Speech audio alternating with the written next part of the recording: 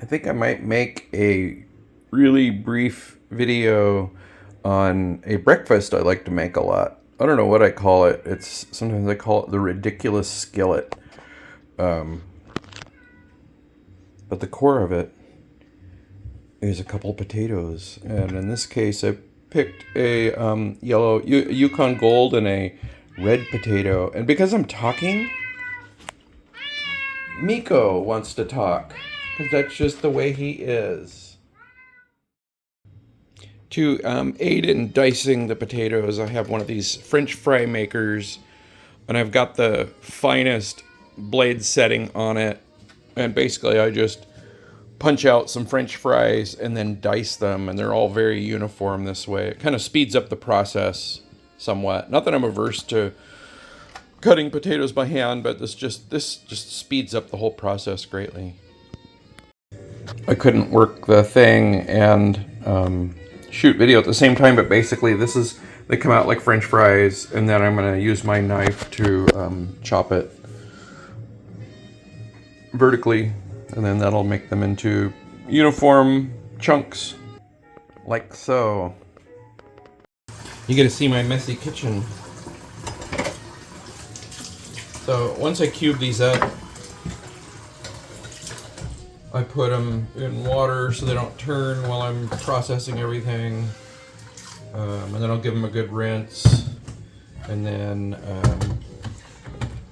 I'll start parboiling them. This potato almost doesn't fit. And sometimes what I do is I trim off the sides or the top to make it fit, but it was so tight that it was almost didn't want to go through. I pick out the little scraps that are just too small and then dice it up. And I'm a really slow cutter. Like something French things really fast, like people tool, so cheap. But yeah, so it dices it up pretty nicely. And then I'm gonna rinse them off really good with tap water, and then because my tap water sucks, I'm gonna use filtered water to parboil them. So I've got the potatoes in filtered water because my water tastes like hell. And then I add some kosher salt. And then I put them just like kind of medium high, slowly get them to a boil. I will also put a couple of cloves of garlic in it, and I'm not going to dice it. I'm going to like slit them so that when the potatoes are done cooking, I can extract them, because I don't want to put garlic in the thing while I'm frying it, because I don't like the taste of that. So I put this garlic, which at this point will be stewed. I put it kind of dead last in the whole thing. And then another crucial item to this is onion. I'm using yellow Walla Walla onion. I dice around the same dimensions as potatoes. These are completely ingredients to that. It's probably onion paste. This is why I love the onion. Just the onions, right? Lazy out with like frying onion. I get the onions more. Again, you're here for really cool chef knife play. It's not video, so yeah, about that much onions. Another thing I like to add is bell peppers. I have a little bit of remainders of a red one and a green one, and they're still viable. And I don't put a ton in, but what I do is I dice it about the same grade as the onions and the potatoes. And then what I do to sort of speed up the process of cooking them, and this is something I learned on a video about making cast iron pan pizzas, and it's proved really handy. But basically, after I dice these up, I wrap them in a paper towel, and then I microwave them for about 2 minutes, like 1 minute, and then flip it over in 2 minutes, and that kind of almost parboils them. So that speeds up the process, because these are going in really late in the process.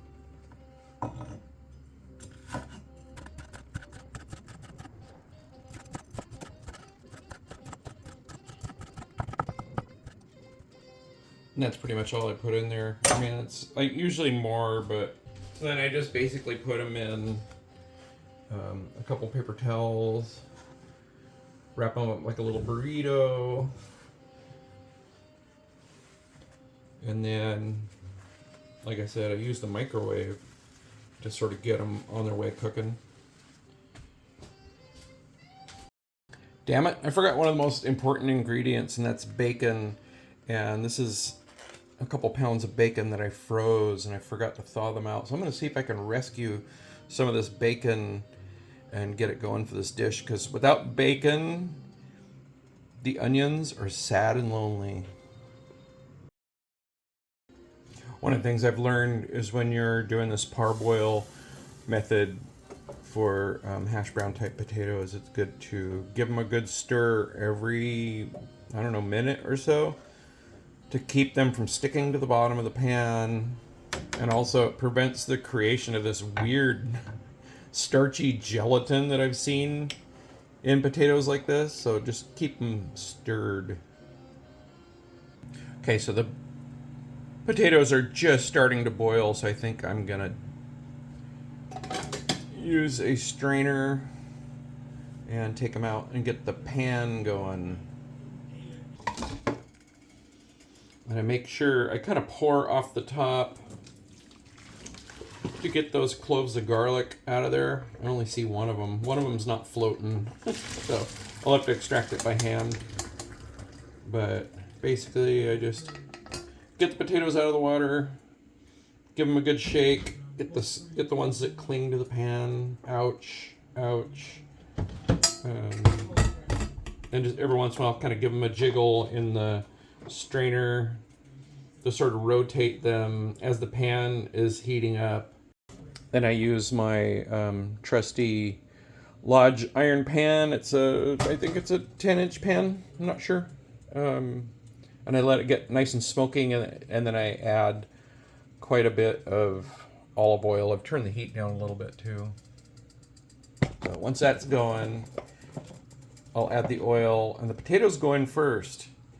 I know my favorite TV chef says onions are number first unless there's bacon, and I'm adding both of these to it, but I'm actually going to start the potatoes first because I want them to get a little bit of Maillard action going before I add those ingredients, just because it's just the way I do it.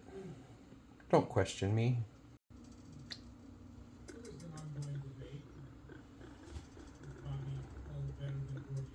I had quite a bit of olive oil. As promised, here's bacon. I've never frozen bacon before, and it's come out. I had to kind of force thaw it in the microwave oven, and it's actually kind of gross. So this is going to be a weird compromise to this dish, but basically I just slice up some bacon, and it's going to go in right after the onions. As I said before, one of my favorite YouTube chefs, Chef Jean-Pierre, who's gone on a sort of hiatus, so I'm a bit bummed. His rule is bacon. Bacon goes in first. Onions, but if you have bacon, it goes in first. And I beg to differ, because when I put it in first, the what is the word? I guess the proteins in the bacon start sticking to the pan at a point where I'm trying to get some Maillard action going on with the potatoes, and I prefer to put the bacon in after the onions. It seems like it sticks less that way to me, but that's just me. Another key ingredient, and I don't have it, so I'm going to make do with a Zenner's brand chorizo sausage. It's actually pre-cooked. It's not like wet chorizo, but what I normally put in is this sausage called linguica. It's supposed to be like a Portuguese kind of version of something like this, and it too is also a pre-cooked sausage, and just got kind of a sour vinegary taste to it, which I like, but I love chorizo too. I just find cooking traditional chorizo is a bit challenging, especially when it's wet. I haven't mastered that yet, but basically I just dice up this sausage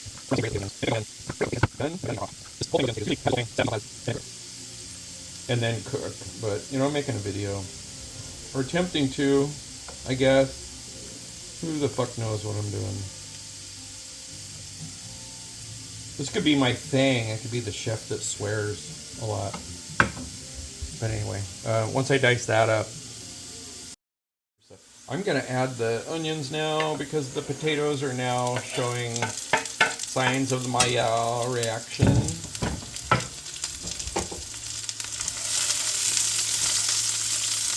Sometimes in the course of cooking this, I find I need to add oil, and I might. You would think that adding bacon to it, which I will later. Oh, the other thing I keep forgetting, because I salted the potatoes earlier, and at the risk of overdoing it, add some kosher salt. Kind of stir it up. I should do the Salt Bae thing and bounce it off my elbow like a stupid asshole, huh? Here's what the bell peppers look like when I pull them out of the microwave. And take them out of their little paper towel shroud, which has soaked up a lot of the moisture. I just don't like crunchy, undercooked bell peppers in my dishes unless it's something that requires crunchy, undercooked bell peppers. That's just me. Will I make this video? Will I publish this video? Who the fuck knows?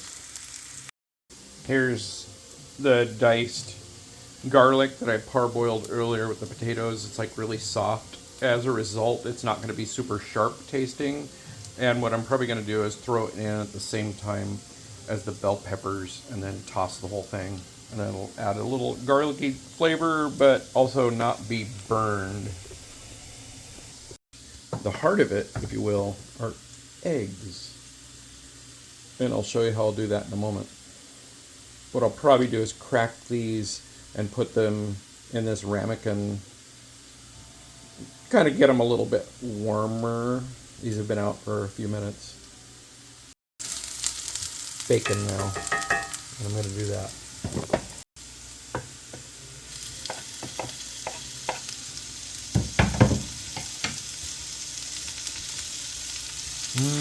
Bacony. Yeah, everything about my dish this morning is kind of compromised. So it's always heartbreaking when you want to make a dish with eggs and you need the yolks intact. And I know somebody's going to tell me I'm cracking eggs wrong, but you know, fuck them. But it's heartbreaking when you make a dish that requires your yolks to be intact and one of them breaks. I've made this dish before and had 2 out of 3 of the yolks break. But look at that. They didn't. And there's nary a piece of shell in there. So fuck off, haters. The bacon's starting to get cooked. But one of the things the bacon does is it actually starts sticking to the bottom of my pan. None of that's going to matter because I think when I add the peppers, it introduces a little bit of moisture to it, and that sort of deglazes it. But there's a process towards the very end of this dish. Oh, I just added the chorizo if you didn't notice what I'm doing. You're just listening to the sultry sounds of my voice. So it's getting really close now. At a certain point, I'm going to reduce the temperature. So what's going to happen next is after the so-called chorizo starts showing some brownness, I'll add the bell peppers and the garlic, and I'll give those a nice stir for a while. And then when those look like they're getting some really nice Maillard action, I'll basically make a hole in the center of this. And I'm going to use a pastry mold, you'll see. And then I pour the eggs in. I add a little tiny bit of water, and I cover it with a lid and reduce the heat. And basically the eggs sort of coat in there. Miko's sort of pouting because I shushed him out of the room because of his incessant meowing, but also he loves this new carpet. Well, new to me carpet runner that I picked up the other day. He thinks it's dead sexy. I think it has faint smell of a dog, and maybe that's why he likes it so much. Miko seems to like dogs a lot. I'm going to add the bell peppers and garlic. I just shot a bunch of it all over the stove and almost knocked the camera over.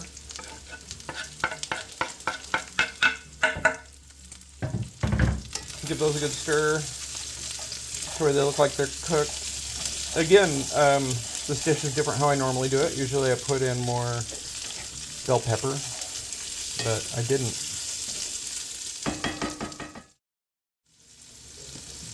So I'll let that cook for a couple minutes, and then I will introduce the eggs, and you'll see it. Introducing eggs.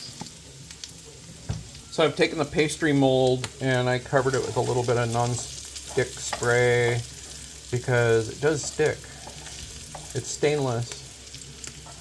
But I put it in the center, and then I sort of heap the dish around it, kind of up to the top of it, and then, oh, I forgot, I usually add butter. Add a little bit of butter to that. I'm gonna let that melt, and then I will dump an actual cooking term, which I think I picked up from Jack Scalfani. Not to beat up on poor Jack Scalfani, but he was a guy who did a cooking show of just these not great dishes and cooked not well. And one of his favorite terms was just dump the ingredients. And it almost looks like one of the eggs has a broken yolk, so we'll see, but it's very carefully poured. Let's just say pour. And yes, one of the yolks is broke. I'm a little sad. So that's in there. And then what I'm going to do is pour a tiny bit of water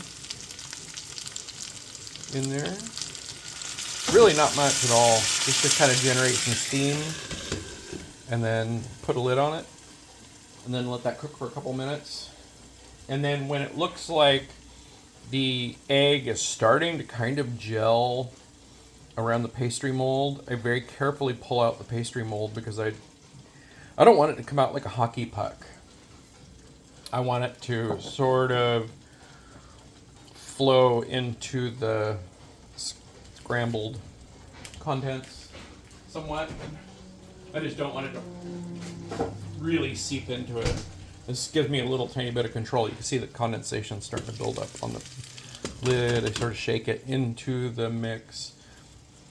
That's going to sort of start poaching the eggs. So, won't be long. And then you'll see this dish that I make quite often. Starting to gel. I think I'm going to pull it out now. It might be a tiny bit premature. And then I end up having to use this cool spatula. I love this spatula. I found it at a thrift store, and it's wonderful, but it's tricky to extract this thing. I have to actually run the spatula around the edge of it because it does stick, despite putting non-stick stuff. So now the thing kind of goos around. Another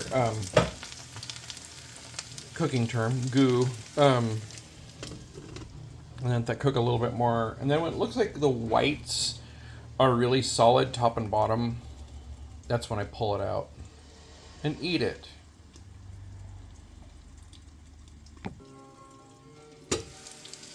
Getting close.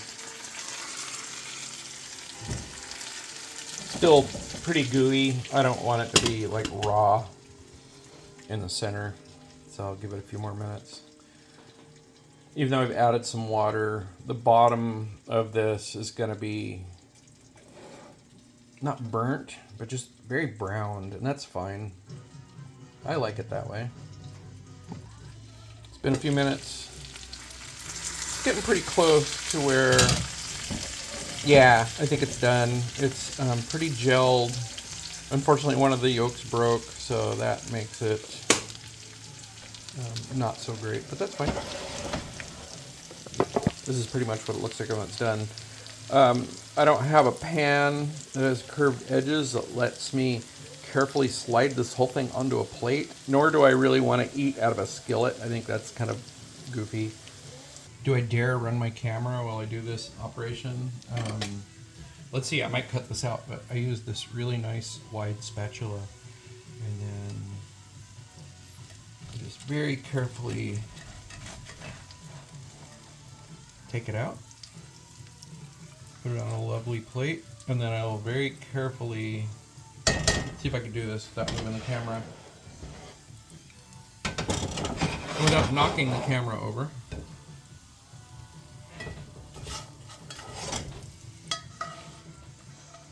This is not going to go well. I could tell already. I just sort of replate the thing carefully.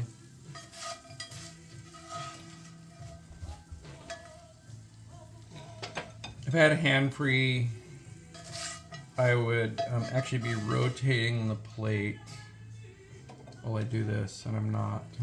This is terrible. I'm probably going to cut this out because it's not going well. Matter of fact, I'm going to stop right now. I don't know why. This is something I've been doing for quite a while. Is I put a little bit of smoked Hungarian paprika on it. And then, these aren't chives. I should learn how to grow chives. These are little greens from onions in my herb garden. But this is pretty much the way the dish looks when it's done.